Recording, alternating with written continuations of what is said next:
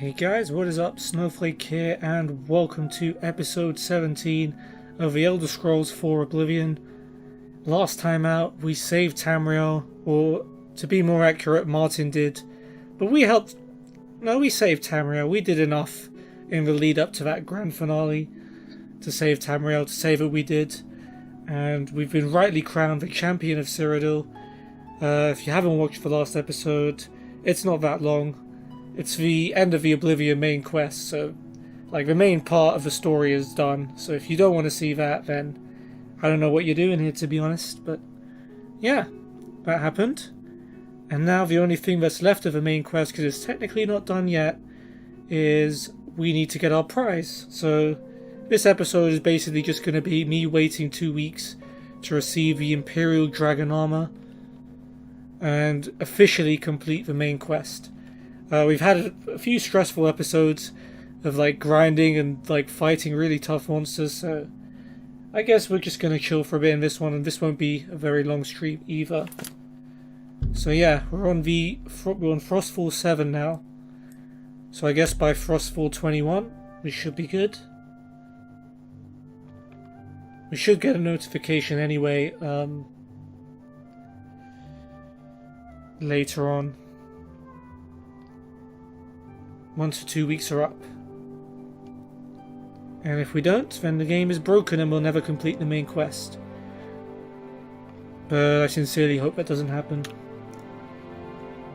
Okay, that's one.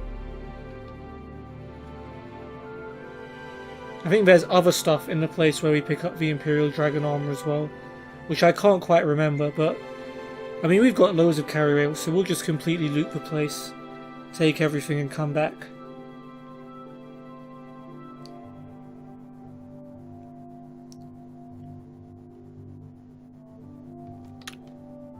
Okay, 24 more hours.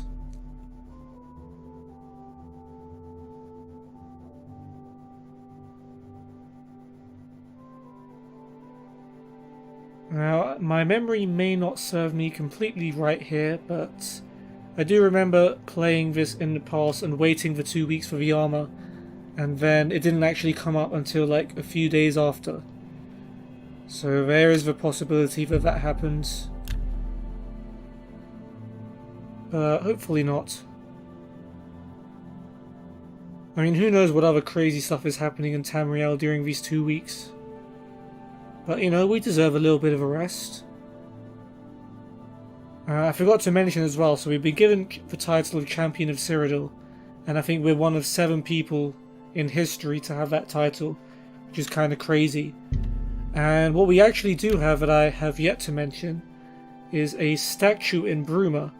That was given to us, or that was commemorated in our honor after we closed the Great Gate outside Bruma. And now that I think back about it, like, I know you'd expect like a statue of the Emperor instead, but when you think about it, we infiltrated the Mythic Dawn Spires in Bruma, first of all. Then we taught the Bruma Guard how to close an Oblivion Gate by going in to close one of them with them. And then we went into the Great Gate, the gate that destroyed Kvatch. We went in there solo and closed the gate. So, yeah, actually, I think even though Martin led that battle, I think our contribution for Bruma has been more than enough to warrant a statue. Because otherwise, they would be burning. And that's a cold place to be burning. Alright, I think we've done... It was on 7, wasn't it? So we've done 1 week.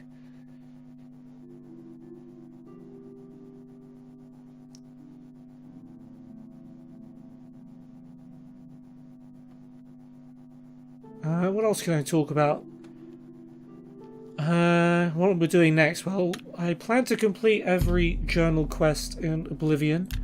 If there's anything else anyone wants me to do, then they can let me know, but there is still plenty of stuff to do, and the main quest is good.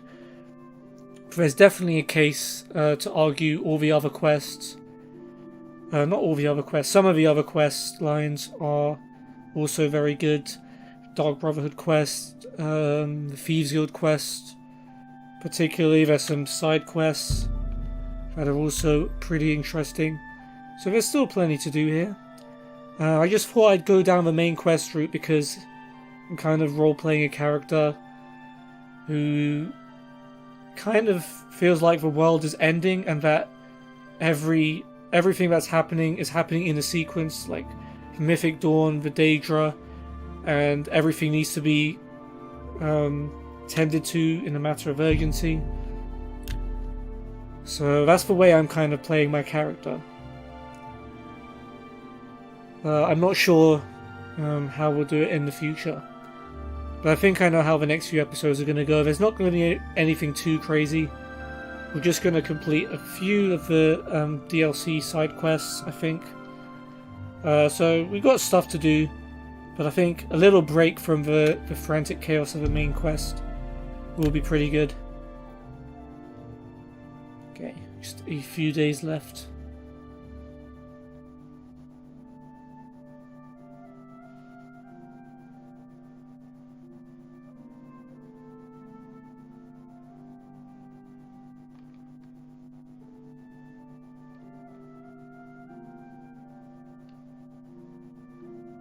Okay, 3 days to go.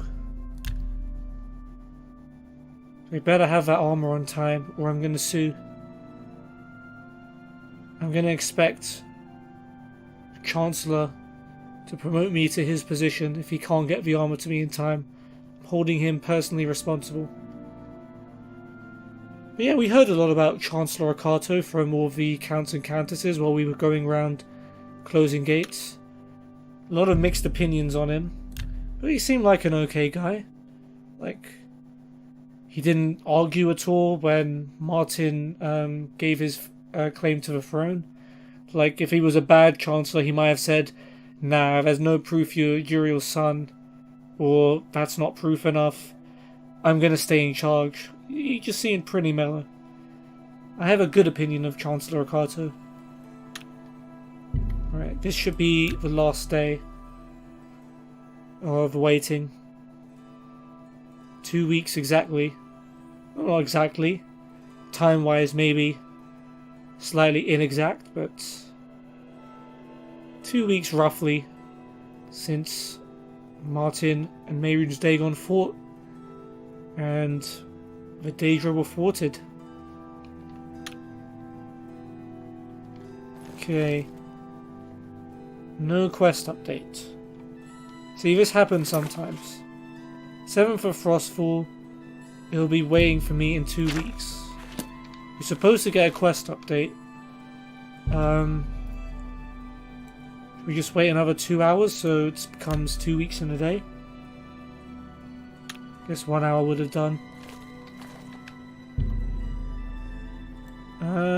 Just wait in increments of 12 now, since it should be done imminently. Maybe it has to wait until a reasonable time in the day. I'm guessing they don't want to work the night shift to make our sweet armor.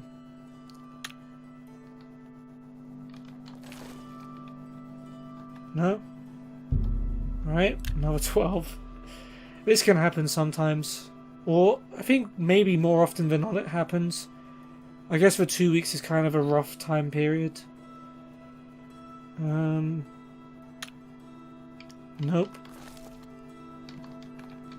I'm trying to run around a bit and not just keep spamming skip time in case the quest is waiting to update. Let's just keep going.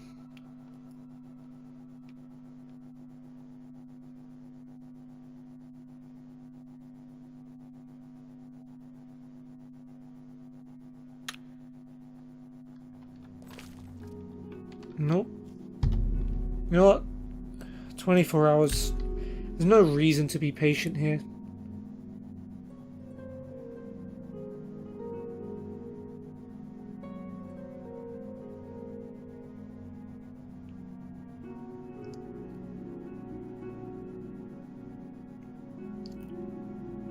I can't even remember who becomes the next Emperor of Tamriel after Martin and how that was decided. Maybe it gets explained in Skyrim, but I genuinely don't have a clue. I also generally don't have a clue.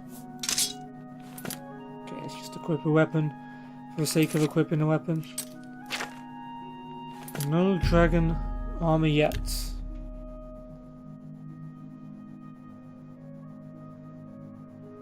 I mean, I suppose the Empire have more pressing matters than making me a suit of armor. But, you know, you can just surely hand it off to your best blacksmith. And then you don't have to worry about it anymore, so...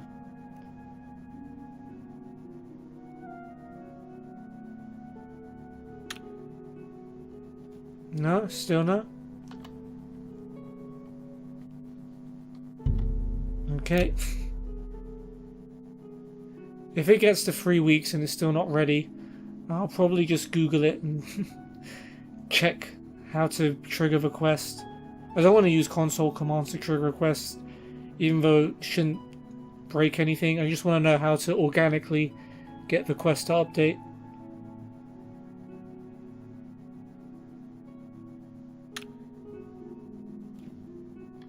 Still no. Frostfall 28. If it's Frostfall 28 and we haven't done it, in fact, I'll just do it anyway.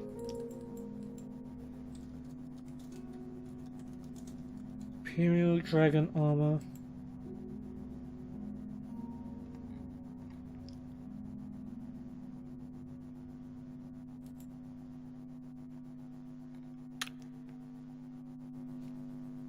Nope, keep waiting.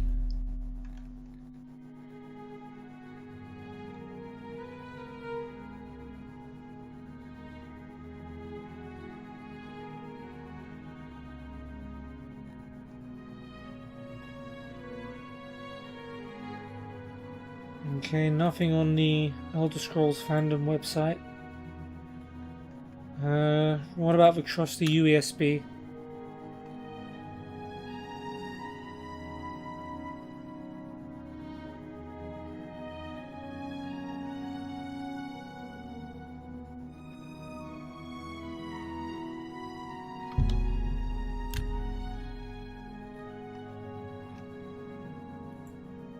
Okay, let's look at discussion.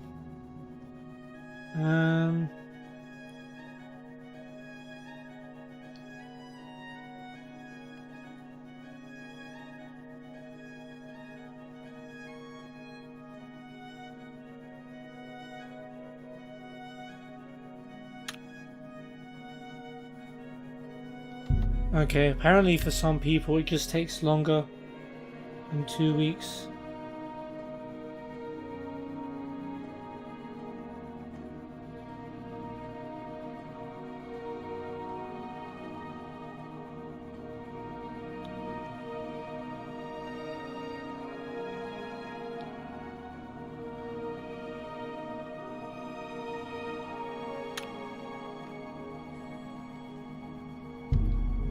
Right, let's just keep swimming.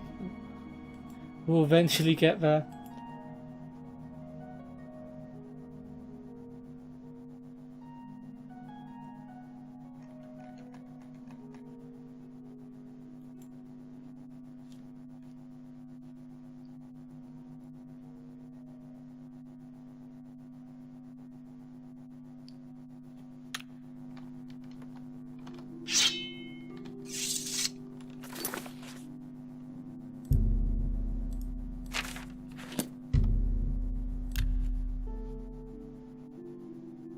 Okay, we've done 3 weeks now. Wait, 7, 14, nope, 3.5 weeks. Still nothing. We're now in Sun's Dusk.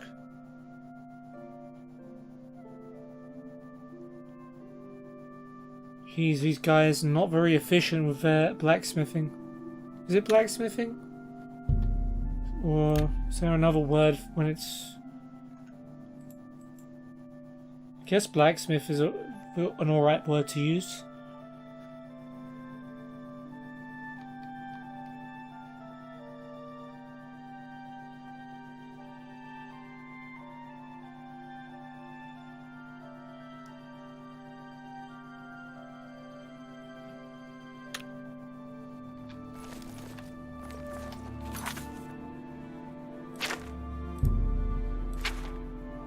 Still nothing.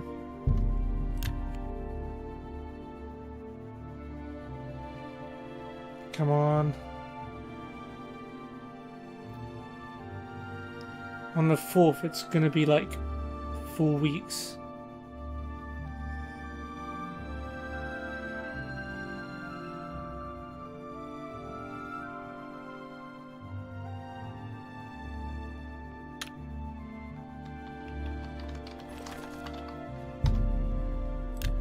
Maybe we have to wait a full month.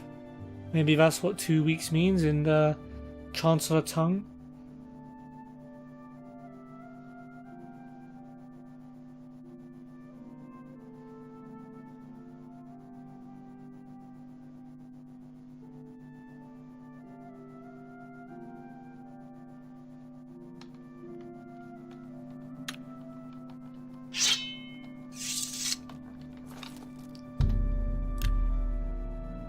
Alright, 24 more long hours. My guy's just lying in bed, awake, staring up at the sky, wondering when he's going to get the messenger pigeon that tells him that the armor is ready. I assume that's how I would just randomly know about it.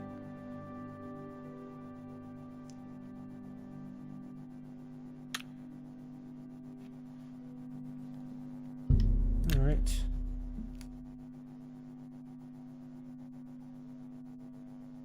Sun's dusk 5. Well, sun's dusk 7 will be a whole month. When they said 2 weeks.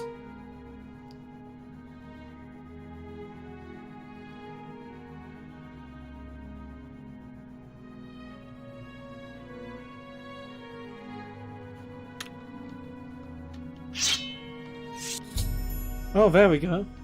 The Imperial Dragon armor ordered for me by Chancellor Akato should be ready. I can pick it up from the armory in the Imperial Legion compound. So just under a month. Disappointed with the poor service, Akato. I'll be writing a complaint to your superiors. Oh wait. Imperial Prison. It's funny how this is where the game started, and you end up coming back here to get your reward. That's you. That giant demon. The dragon. What happened? Yes, dude. It's been a whole month We're since always we on won. duty. Take your time. You guys already like me. Long live the Empire. Hell yeah. Okay, I think this Iron Gate is where we're meant to go. Is it? Yeah, I believe so. Meanwhile, we can just loot all the stuff that's here. I mean, they didn't say the reward was just the armor, right? Take this singular piece of gold, brown shirt, more money, huntsman moccasin, sand linens. Oh, we don't want the fork. We can keep the fork. Take the repair hammer though, that's very useful. Burgundy linen. And some wheat grain. And we already looked in these ones, right? Okay, let's first, can we do anything with the wheat grain? Mean stain cup and some Nalius frond.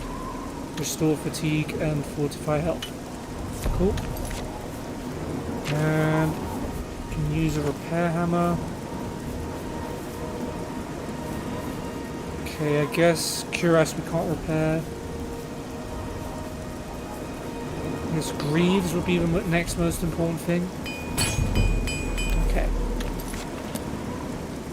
Armor skill's gone up. Let's head inside the armory. And there it is over there, but first, there's a bunch of other stuff in this room that we can do. Apple corn rice. Delicious. Crab meat mutton onion. Very good. Steel gauntlets, steel greaves. Fine iron dagger. Remember, we are collecting every single item, so something like a fine iron dagger, which we didn't have before. We'll need to remember to write down. There's a couple of those. There's a repair hammer here. Iron mace. Cloth, gold. Fine iron longsword as well.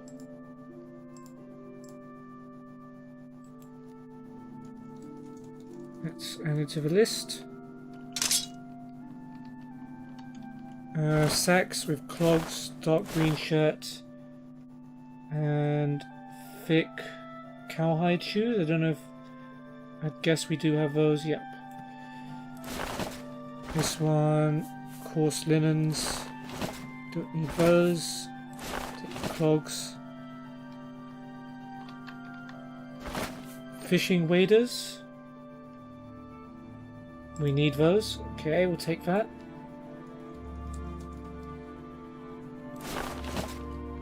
Steel boots, iron longsword. Okay, we actually need an iron longsword.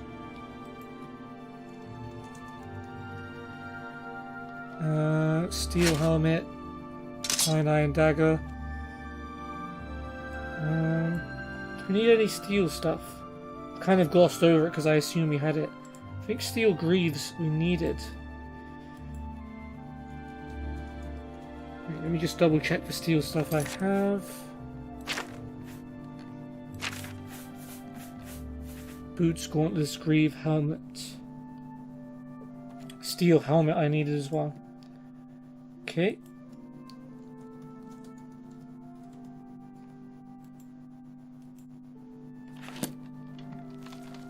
Alright, we'll leave that. There's 3 iron bows here. Apparently one of them was holding the rest of them up. We'll save the dragon armor for later. Legion shield. We'll take it anyway. Legion helmet. Some books. Report disaster Ionif. We've read probably most of these, but we'll have a look at any we haven't read. Manual of armor. We haven't read, so okay, we're gonna get some reading in this episode. So it's not going to be completely uneventful, unless you count reading as uneventful. Alright, Manual of Armor. This manual is commissioned by General Warhaft to serve as a guide and manual to armor for all officers in the Imperial service. On the battlefield, a soldier's armor should reflect his principal duties. Scouts, light cavalry, archers, and raiding skirmishers should wear light armor. Mobility and speed is of paramount importance to these troops. It is recommended that a cuirass and greaves be worn at all times. Helmets, gauntlets, and boots are of value to cavalry and skirmishers, but not scouts or archers. Light armor is made from fur, leather, chainmail, mithril, elven, or glass. This is also the order of their quality and expense, fur being the least protective and cheapest, and glass the best and most expensive. Isn't that weird that glass armor is actually strong? I mean, I guess there's probably a way to make it, like something you could combine it with to make it stronger, but the fact that glass is the strongest kind of protection, although light armor protection, of course different from heavy armor, is very, very weird. Maybe it's enchanted in some way before it's sold to the masses. Fur, leather armor, and chainmail are readily available throughout the Empire. Mithril, elven, and glass are exceedingly rare and are only found in ancient ruins and remote tombs, or apparently on bandits because they know exactly where to find all the shiniest armor, as we're going to be seeing probably in the next episode. Heavy armor should be reserved for the front line infantry, pikemen, heavy cavalry, or foot knights. All officers should be issued heavy armor. Helmets, cuirass, and greaves should be standard issue at all times. Boots and gauntlets are only necessary for the cavalry and foot knights. Blacksmiths can forge heavy armor from iron, steel, dwarven, orcish, ebony, or daedric. This is also the order of their quality and expense, iron being the least useful and cheapest, with daedric the most effective and expensive. Iron and steel plate mail can be found in most any blacksmith shop. The other materials are rare, and armor made from them is only found in ancient treasure hoards hidden deep underground. Advanced practitioners in the Mages Guild know the secrets of placing enchantments upon pieces of armor. The greatest enchantments are typically placed on armor made from rarer, more durable materials, such as ebony and daedric, but even iron can be made to take an enchantment. The self-styled Bard of Battle, Amorous Janus, once penned a comedic ballad about a Colovian general who was constantly removing and re-equipping his armor every few minutes to conserve the magic of powering it. That's not necessary in this game, by the way, guys. That would be the most annoying game mechanic ever. By way of response to the implied criticism, the general had him mounted on the front of a battering ram during the siege of Castle Fallow. That's a little harsh and a weird ending to an otherwise informative book. Okay, we've got Mixed Unit Tactics, which we've read. Manual of Arms, which we read. On Morrowind, I'm 99% sure we've read. Yeah. We'll take it. Next bookshelf. Brief History of the Empire, the collection. I think we've read them all. Yep. And indeed we have.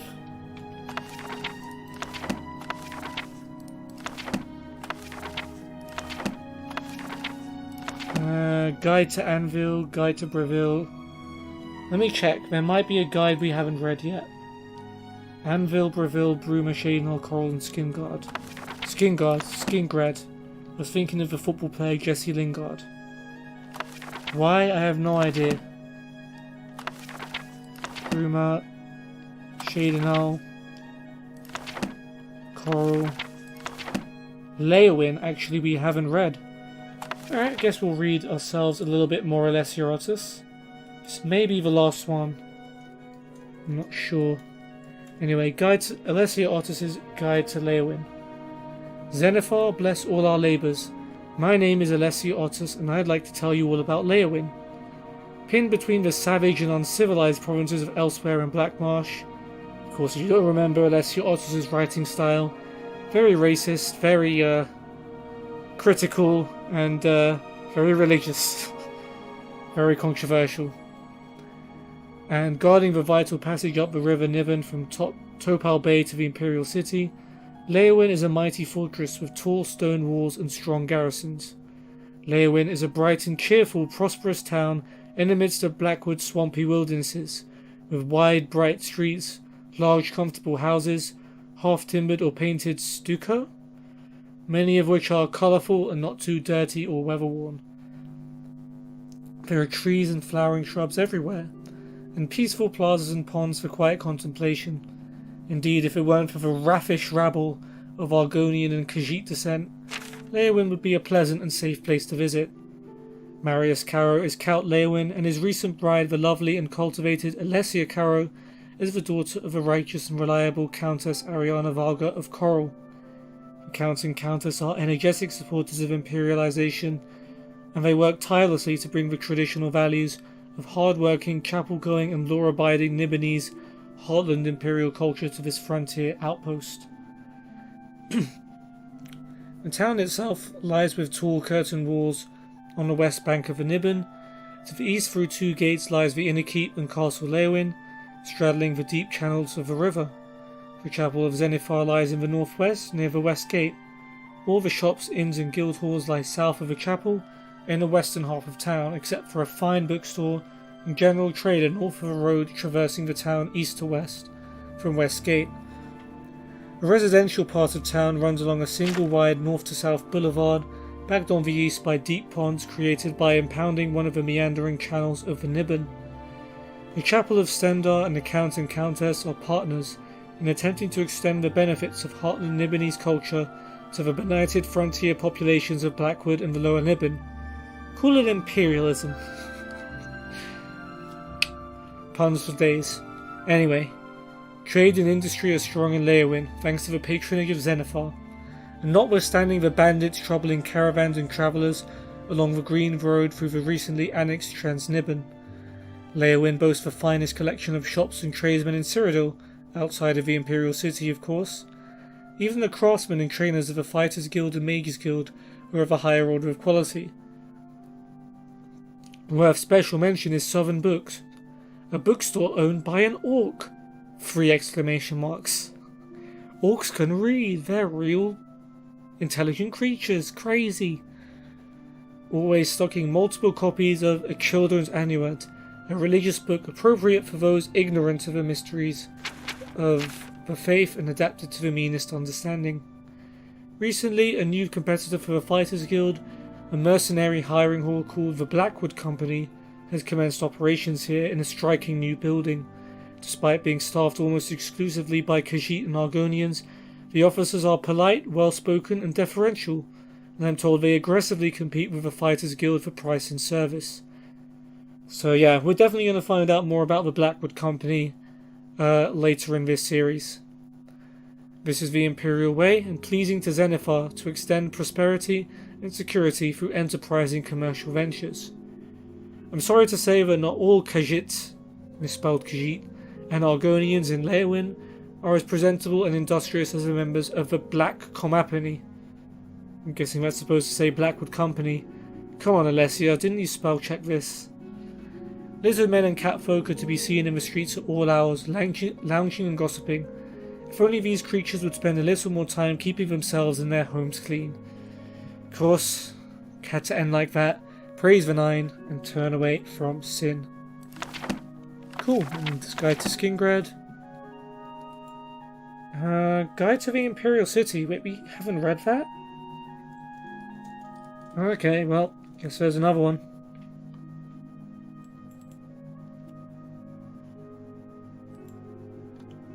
Let's take a sip of water first.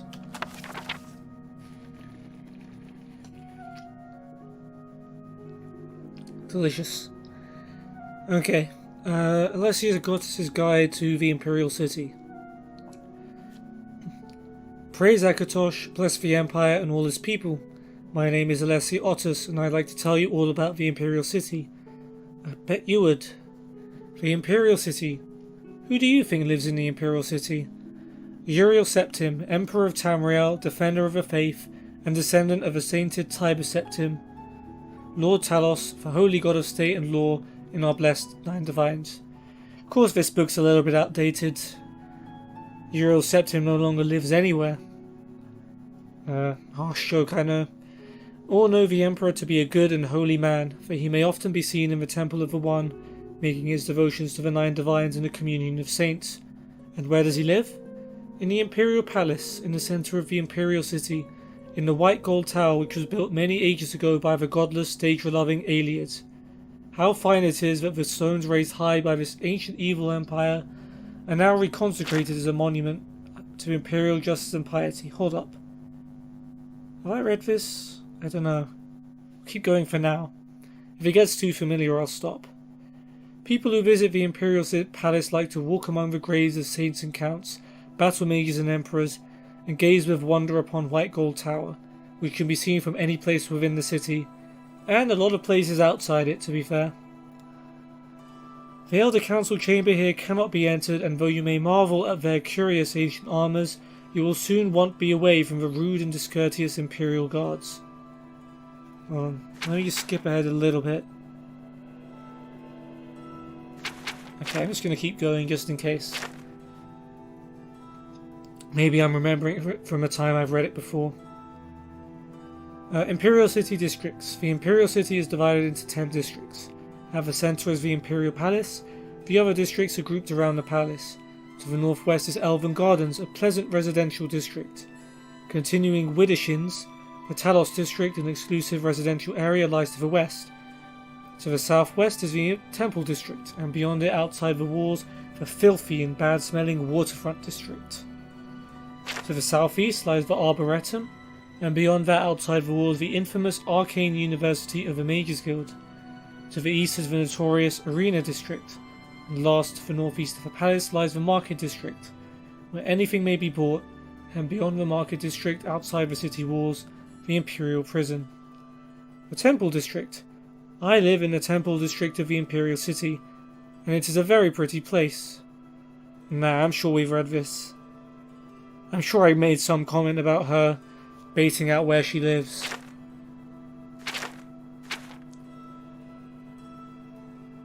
You know what? Just in case I haven't, here are the pages, but yeah. I'm just going to take the book and carry on. Maybe I forgot to write it down when I did read it. Darkest Darkness we've read. Manual of Spellcraft we've read. Some inkwells down here. Couple more weapons. Iron War Axe. We've got Iron Longsword. Another Iron War Axe. Another Iron Longsword. And we can take all of it. We'll open this chest. Steel longsword and steel warhammer. We do need a steel warhammer.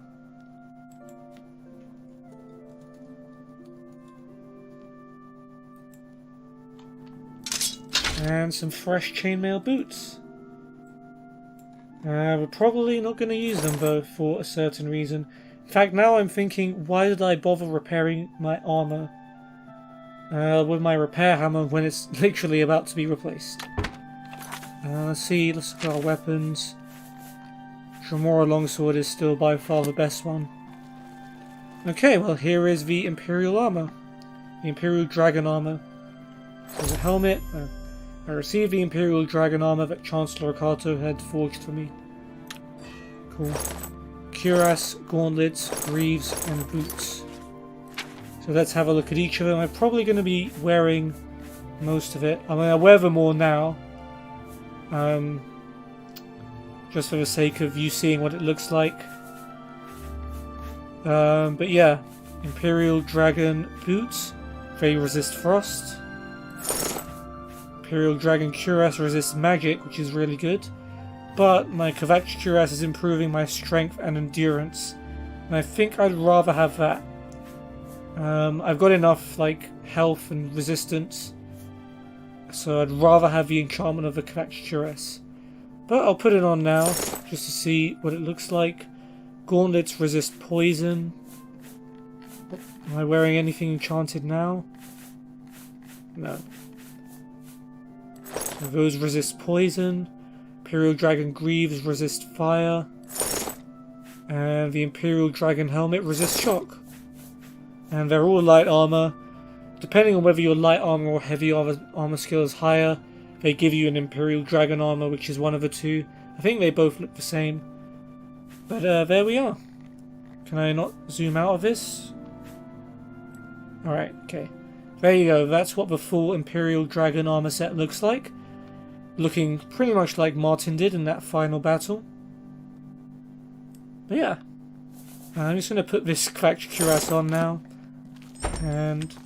oh, thanks for reminding me there's a Legion helmet here. And there's some more bows.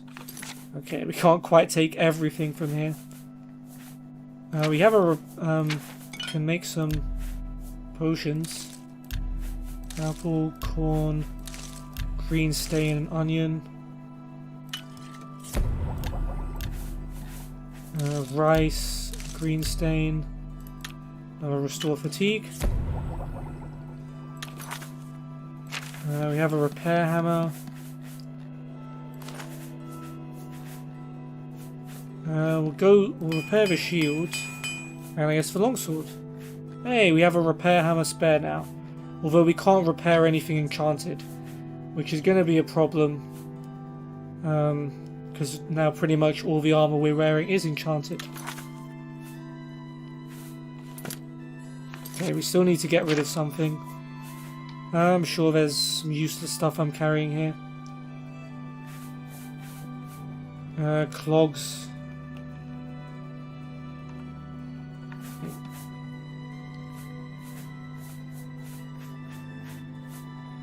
Get rid of the clogs.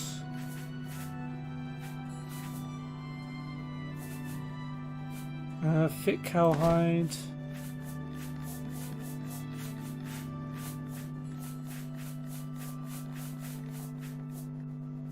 I guess cloth.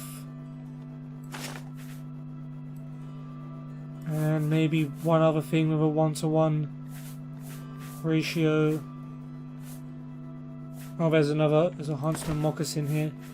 It's weighing us down to. Okay. Well, we didn't take on Oblivion, which I'm pretty sure we have read as well. No, we haven't, I think.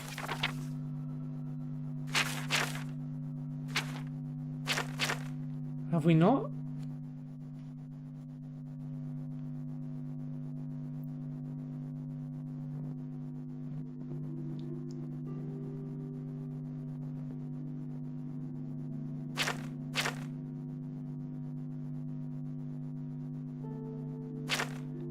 Now we'll read it. I think it's not a long book, so we'll read it just in case. I'll add it to my list. Okay, we'll do this and then we'll head back. On Oblivion by Morian Zenas. It is improper, however customary, to refer to the denizens of the dimension of Oblivion as demons. This practice probably dates to the Alessian doctrines of the first era prophet Maruch, which rather amusingly forbade traffic with daemons, sound like another way of saying demons, and then neglected to explain what daemons were. That daemon? It is most probable that daemon is a misspelling or etymological rendition of Daedra. Oh, well, call me wrong. The old elven word for those strange, powerful creatures of uncertain motivation who hail from the dimension of Oblivion. Daedra is actually the plural form, the singular is Daedroth. In a later tract by King Hael the Pious of Skyrim, almost 1,000 years after the publication of the original doctrines, the evil machinations of his political enemies are compared to the wickedness of the demons of Oblivion. Their depravity equals that of Sanguine itself. They are cruel as Boethia, calculating as Molag Bal, and mad as Sheogorath. Hael the Pious thus long-windedly introduced 4 of the Daedra lords to written record. But the written record is not after all the best way to research Oblivion and the Daedra who inhabit it. Yeah, maybe you should go there. Those who traffic with daemons seldom wish it to be a matter of public account. Nevertheless, scattered throughout the literature of the First Era are diaries, journals, notices for witch burnings and guides for Daedra slayers.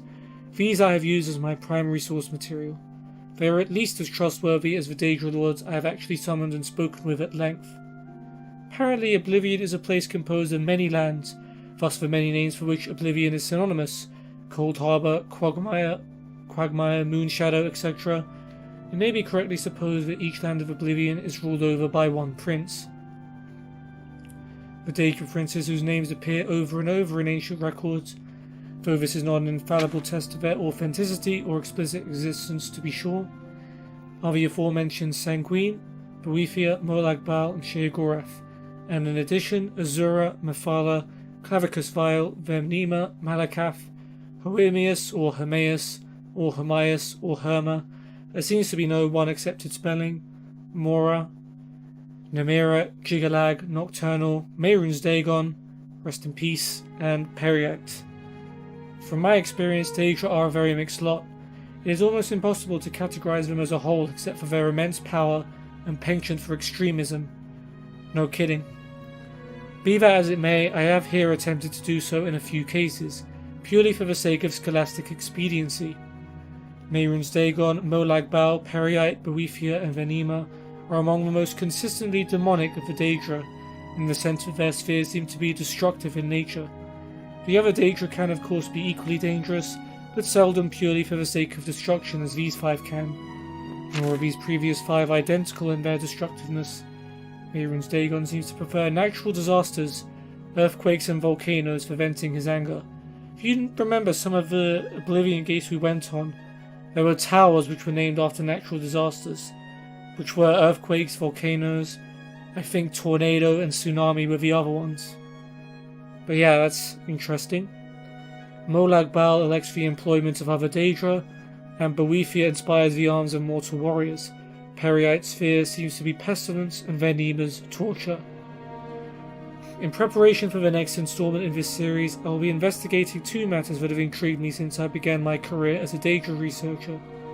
The first is on one particular Daedroth, perhaps yet another Daedra prince referred to in multiple articles of Incunabula as Hircine. Oh, didn't know Hircine wasn't known as a Daedra lord yet.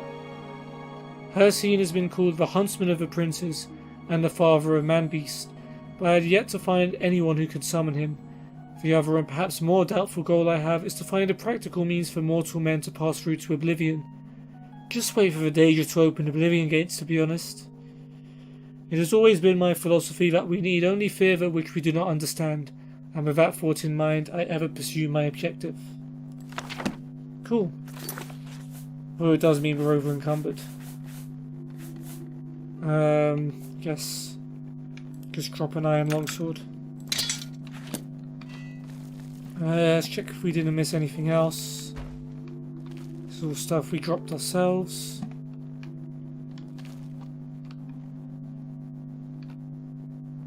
Alright, that's just the door. Okie doke. Let's head back to the Priory.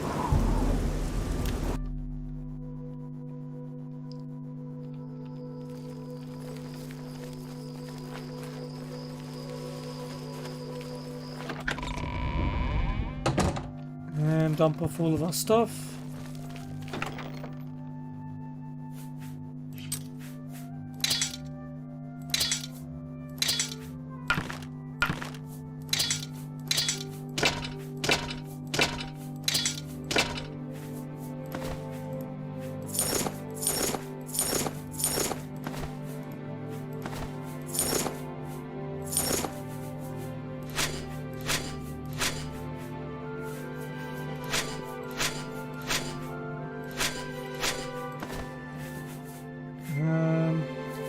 Remakes and restore fatigues.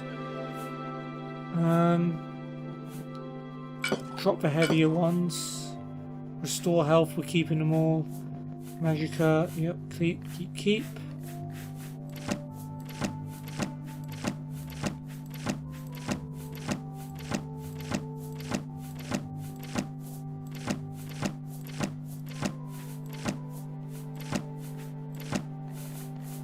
And okay, that's gonna be it. So I guess since not too much happened this episode, we collected our armor, we read a few books, got some other stuff that we needed. I guess I'll quickly tell you guys what we're going to be doing next time. So we're going to be doing the repairing the orrery crest, which is exactly what it says in the tin. We've got to recover from dwarven artifacts from some bandits. Shouldn't be too complicated, but you never know. We'll see what happens when we get to it. But for now, that's going to be it for this episode of Oblivion. I hope you guys have enjoyed it. If you did, feel free to check out all of my links in the description below, especially my Discord. You can be notified when I go live. And yeah, I post my stream schedule there every week as well.